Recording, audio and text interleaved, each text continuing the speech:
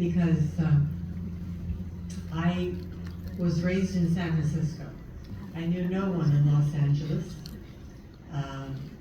I was a member of Actors Equity. I studied at the Conservatory of Music. I was a singer. I had also studied theater.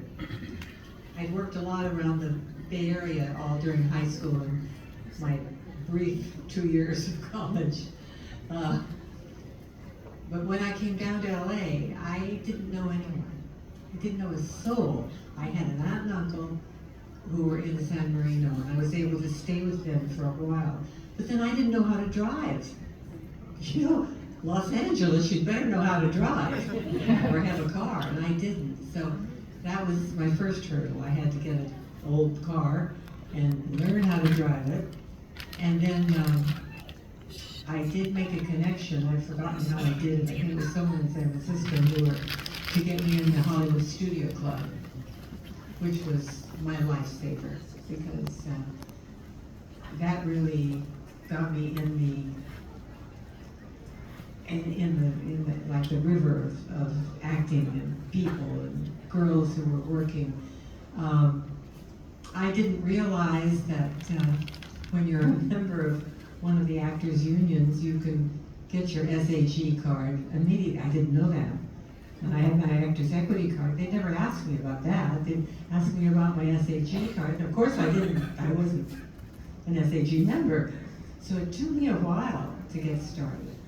And one of my first interviews was at Warner Brothers. And this is before I could drive. And my uncle drove me over there for the interview. And the man talked to me. He was head of casting at Warner's. And he said, look, honey, he said, go back to San Francisco, marry the guy at home.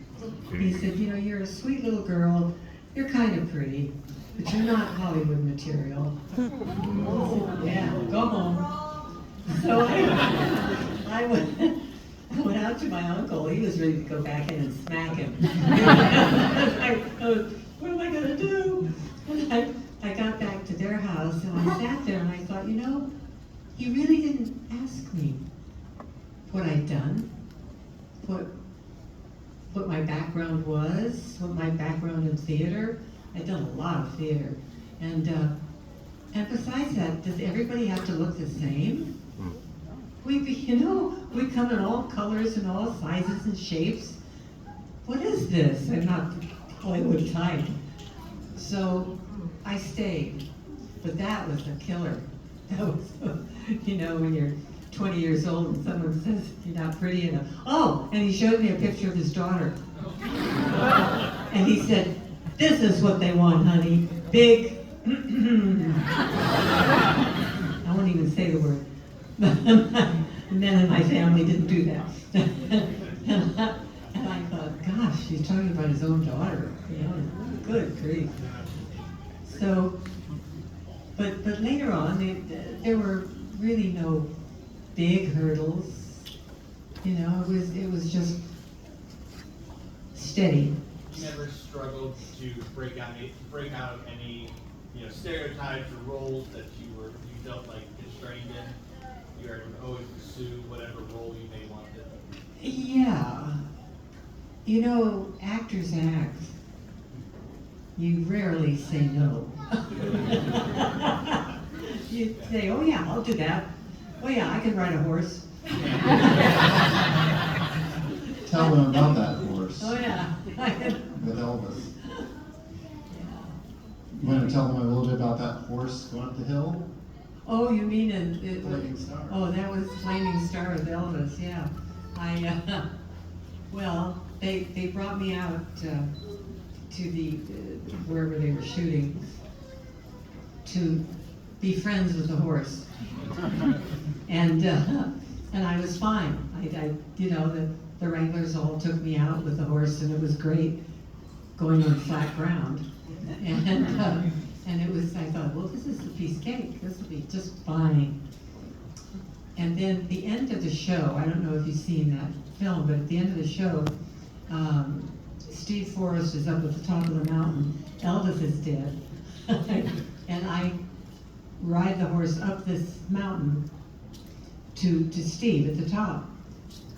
And they put me on the horse and got me in position.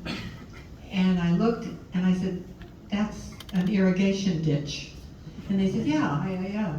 I said, "Well, how do I get over that?" The horse knows what to do.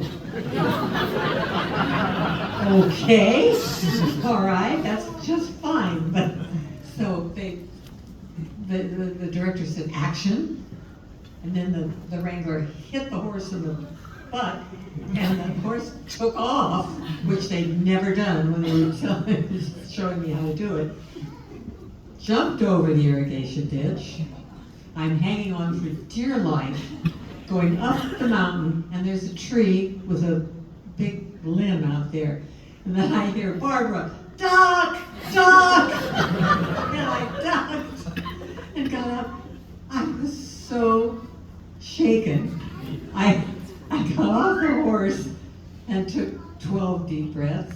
The wranglers put me back up on the horse, and they said they had to do it again. Then you have to go down the hill. Now, I know if you ride a horse, it's okay. You all know what to do. I didn't know what to do. They hadn't taken me up and down a hill. And here is this, I'm looking over the top of the horse, going down it. Oh, it was the most frightening thing. But I did know how to jump over an irrigation ditch, so I found out going back up, and I knew, look out for the tree. Yeah, that was, talk about challenges, yes. That was a hurdle.